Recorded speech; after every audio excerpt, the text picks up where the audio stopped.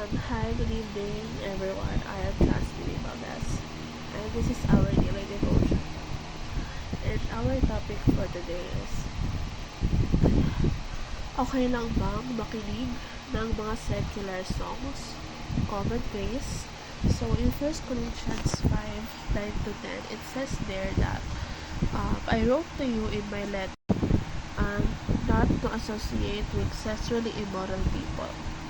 Not at all meaning the people of this world who are immoral, or the greedy and swindlers, or idolaters. In that case, you would have to leave this world. So, ano nga ba ibig sabihin nung topic natin ngayon?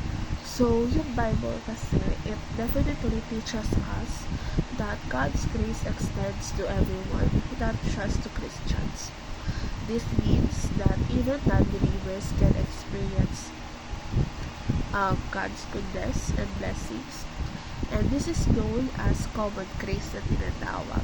So God uses both Christians and non-Christians to bring about good in the world. Therefore, Christians are called to work alongside non-believers for the common good.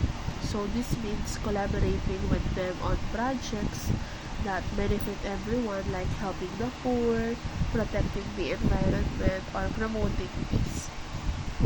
And yung way na yun, it is to show God's love and to demonstrate that we are followers of Christ.